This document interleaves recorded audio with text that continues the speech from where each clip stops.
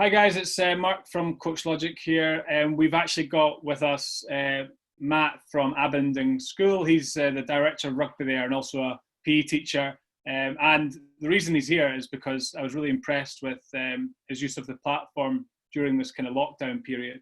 I'd kind of noticed it on a LinkedIn post that he chucked up, and I was just chatting to him about it since then. So I wanted to get him on and show what he's been up to. So thanks a lot for jumping on this, Matt. I really appreciate it. No worries. Yeah, it's great. Great stuff. Thanks very much. Thanks, Mark. So yeah, I guess the point of this is to really go through. A lot of teachers right now, coaches, are struggling a little bit with how to stay connected, how to get the players to basically continue their enthusiasm for the game, not really knowing when it's all going to kick off again. And I'd noticed the Ben Earl analysis session you did. And I know you put something together. So what I'll let you do is I'll let you share your screen and kind of go through the stuff you've been doing with your pupils, and hopefully that'll help others out with ideas. And then I'll ask some questions along the way, mate. So if you can that'd be great. I mean, obviously we're all struggling a little bit, or have been, with what to do in the next sort of last couple of months. But I think my drive initially was the fact of, pupils at school being at home. Quite often, not all of them have got big gardens with lots of family, and trying to keep that community feel and look after that player, that pupil, a bit from a holistic perspective. But then from a rugby point of view, I thought it was quite a cool opportunity to train up some of the boys who would be using the Coach Logic platform, because actually we're quite new into using it. And I wanted to use it to help support and develop, I suppose, their tactical and technical understanding, and support some of the individual development plans, which I'll talk to you about as well, and basically have some fun. And we had a cool experience, which ended up with some of the boys actually giving feedbacks live, directly via Zoom to a professional player, to Ben Earl. Yeah, so that was pretty cool. So the next sort of, I suppose, where did it start in terms of the term?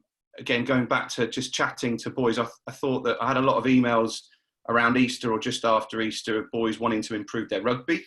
So I offered to all the boys, really going into the sixth form, an opportunity to have a chat one-to-one. It might take 10, 15 minutes, might take 40 minutes, just have a chat about how they are, what's going on. And they ended up, what happening from it was the idea of having some development plans, looking technical, tactically, physically and mentally at the rugby individual, and then setting some goals for the next year or two.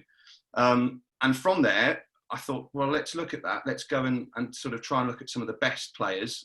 So we managed to get hold of some footage of some elite matches, and I basically gave them the task of clipping sections of the games that were relevant to their IDP. So, for example, could be tackle technique, or it might be tactical understanding around sort of back three play, whatever it might be, and they would look at that. But then we had, the cool idea of maybe presenting to some of the other boys and then presenting back to coaches. And I thought that would be really cool. But how would it be engaging would probably be the biggest thing.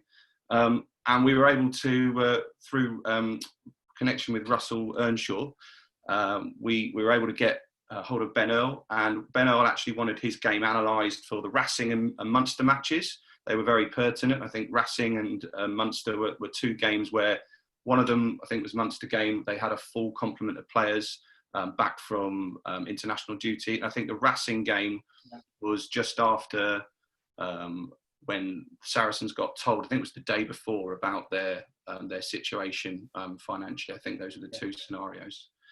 And so on the left-hand side here, we've got the task. The boys were given about a week to go away, clip Ben Earl's game, and then come back and feed live. I picked different boys, so there were a couple of younger boys, a couple of older boys, a couple of leaders, a couple of boys who maybe had experience or lacked experience, but all of them had an ambition to be better and learn from him. So they all had similar IDPs or areas that maybe Ben wanted to look at.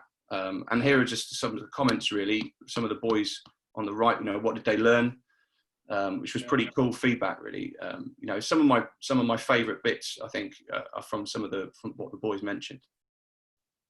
Yeah, I was going to say, how, like, first up, it sounds like a big step to go. You know, you've got taken on Coach Logic, and you're now getting players to present their stuff in front of a professional player. Yeah. How long did it take them to get up to speed with, well, just the practical element of using the platform? How did you manage that part? Yeah, I did. I basically hosted if you want to call it a webinar for boys. I said, look, I kept it very inclusive. I think that's something that is really important. You know, you want to keep developing all the players, so anyone could just jump in for a half an hour tutorial. I recorded it for boys that couldn't make it. And it was me actually trial and erroring, having a go, a bit like we're doing here. Made a couple of mistakes, but then just said to them, go away and have a play.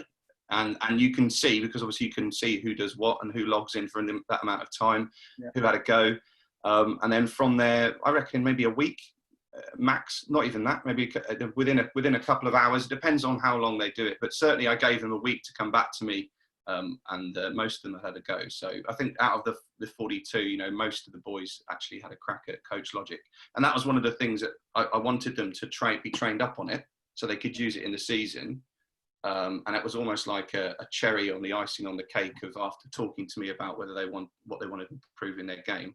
And it was an incentive and a carrot. The idea was to present back to me, but then it escalated pretty quickly to presenting to a professional player with a few of them. And how was Ben? So, like, he's obviously been told how he can get better by guys who are. I think he's fantastic. Absolutely amazing. The boys I think speaking to them afterwards, they were very, very pleasantly surprised. You know how engaging Ben was.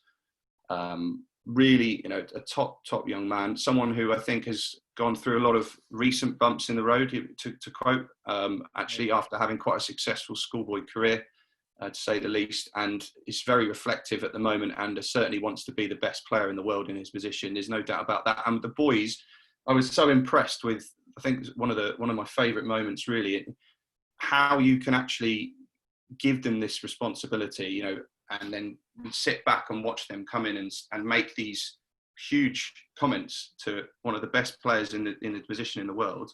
You know, I'm not sure I'd have the confidence at that age to do it. So there were a lot of skills being learned at the same time, but the boys were accurate. I mean, within 3 or 4 minutes, they were able to pick out to Ben. Ben asked them, you know, what his 3 big work-ons are, and they told them. Now, I probably should have done. I had no briefing beforehand. I hadn't looked properly at the clips, really. I'd seen what they had done, but I wasn't sure what they were going to present. And they were awesome. And that's something that I learned as a coach, in that they actually knew more than probably I thought. And it helped me. And it certainly inspired me a bit, actually, to maybe give them more ownership.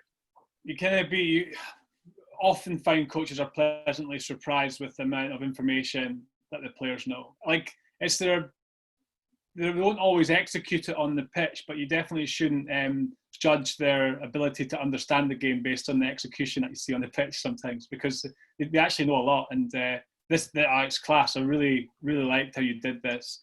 So what are the next steps? What are the next steps for you? What else have you been doing? The sort of the middle school as well. So the middle school here is sort of 14 to 16. I've been taking them through some notational analysis. Again, and to try and make them better players, and to try and think about the game in a different way, or look at aspects of the game that they haven't been maybe even thinking about before. But using Coach Logic, the footage that's on there, so they're used to seeing what it looks like, used to seeing how I move around the cursor, because I'm screen sharing. And they're going to move into what the seniors have just been doing. But I mean, moving forward, sort of in terms of the next sort of half term, certainly the middle school are going to look to be trained up on Coach Logic. They're going to analyse areas of footage that they potentially want to improve. You know, it could be their kicking game, their tactical understanding, and using different videos as well, not just sort of Saracens, some elite game that maybe is not that relative to an under 15, hopefully some more junior matches. And the seniors are going to be, or the feedback I got was that they wanted to analyse more games wanted to be in specific groups.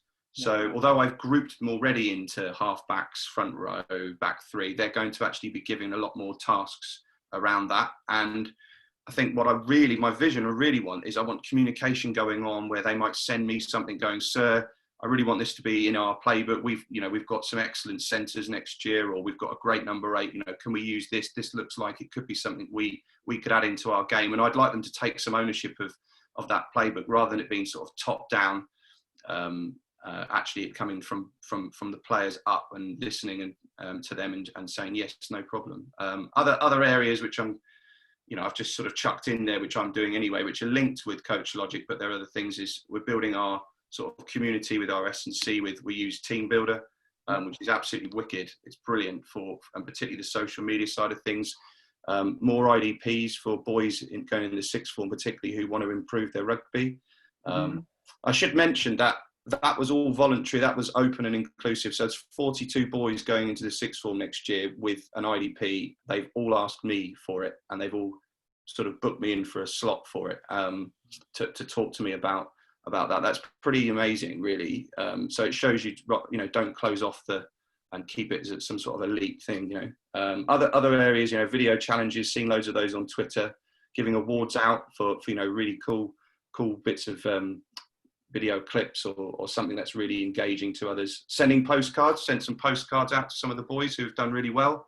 Make podcasts, other things like that. So support and develop is really important. Keep that community atmosphere going at a hard time like this, and make it engaging, which I think is probably the ultimate is getting a pro in, isn't it? It put a lot of pressure on the boys. I think the pressure to present. So like that, as coaches, we experience that a lot because even though you're presenting to your players and you're not presenting to Eddie Jones, like as an equivalent for those guys presenting to Ben Earl, we still feel a pressure because we have to put that information together, and that whole process gets us to really understand it.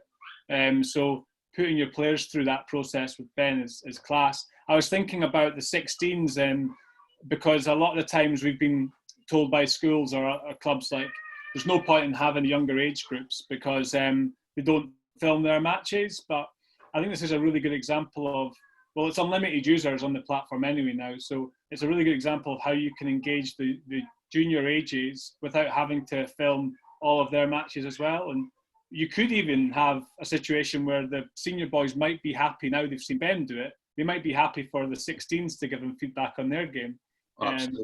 Absolutely. We're lucky we did a training session or a few training sessions, say on a Friday, where we with the time where we had all of our sort of A teams together. That was really successful.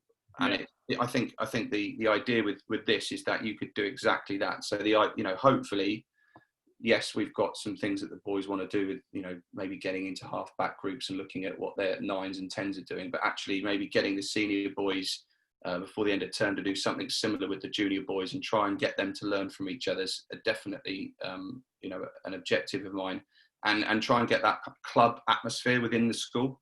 And at the moment, if nothing's going to change, if boys and girls aren't going back to school, this is just a great way of people feeling that they're together when physically they're not together or not able to be all in one group. So yeah, that community feels massive, sort of that holistic pastoral side. It just fits in so well with it.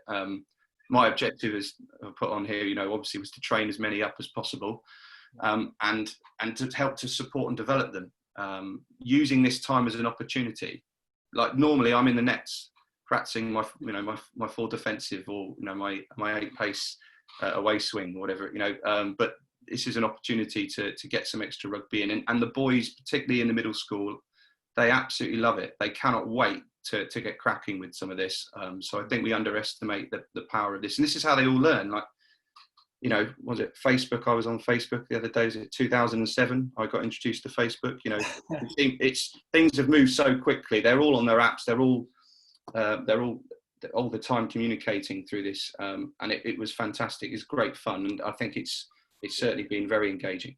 I think the key for them is to allow them the opportunity to be content creators, because that's what they are in all the other environments. They consume content for sure, but they're also used to creating their own and having an opinion on stuff. And that's what I really like about that, is they've been content creators and then they've been able to kind of present that to an influencer, which is obviously Ben. So it's properly matching up to what their world is, and also small clips like we've talked about Generation Z in the past, but they'll consume lots of video, but they won't consume large amounts at one time. In terms of, they won't watch an hour, they'll watch 30 seconds. So like 70 clips a day they'll watch, rather than one game. So this is their world. I really like. No, then the other boys now are going, I want some of this. Yeah, this is really cool. This is actually really interesting. And it's easy. You don't have to be. This is the big thing for me. You don't have to be an elite player and an England international under-18 player. That genuinely, you've got boys who are in the sort of the 14C, 14D team who are going to be using this and getting better, and that's really important to us at our school. That offering is the same for everyone, and everyone can be the best sort of player that they can be. But it was fantastic. It's obviously a bit extreme to go to the end trying to get a pro player, but I think an old boy, someone who, or an upper sixth player that an under 14, 15 are going to look up to, the captain. There's so many things that you can do, and I think that certainly for me, it's been a massive eye opener as to how much the players know already, how well they've been coached throughout the school, and how much they enjoy rugby, and also as well being great communication skills, of presentation skills. I think they've learnt a lot because they have to plan, go away, come back, organise themselves. It's a lot of skills outside of rugby that they've been doing, which they don't realise they need for the rest of their lives. So yeah, a bit of pressure with maybe an elite player certainly helped. Yeah, rugby's definitely been the key motivator here, but in terms of the skills they're learning through that, it's definitely more kind of holistic. So that's class. I guess what in terms of other, you've got your plans for the future. You want to do a shout out for any other pro players to come swing by your Coach Logic platform in the future? You got that would be amazing. So if Mara Toji fancies it, that would be great. A lot of the boys are really in there. Owen Farrell would be cool. I think Saracens is a big one for some reason, even though we're in the Wasps catchment. With the Gloucester catchment area, I think probably. For me, if I could have anyone, it probably, Wilkinson would be awesome on an analysis. Just love to go into the detail of things, but that's just a personal thing. The players themselves at the moment, I think young aspiring players, someone who's coming through the England under-20s, is going to be around in the game for the next sort of 5-6 years at the top of the game. They're the ones. Yeah, that'd be class. I think, well, hopefully, more of the pro players will be wanting to get involved in this kind of thing. I think because. Rugby's changing, and they might be the first guys that have the opportunity to play, but we need to start giving back as well to the grassroots, whilst we might not have an opportunity to be playing at that point in time. So fingers crossed we can persuade more guys to step up like Ben did and help out the schools and clubs to get something and to keep people enthused in the game. But thanks again, Matt, for joining me and explaining what you've been up to. It's class, and nice pleasure. Thanks again, mate. Okay, take care. We'll catch up soon. So thanks very much for this.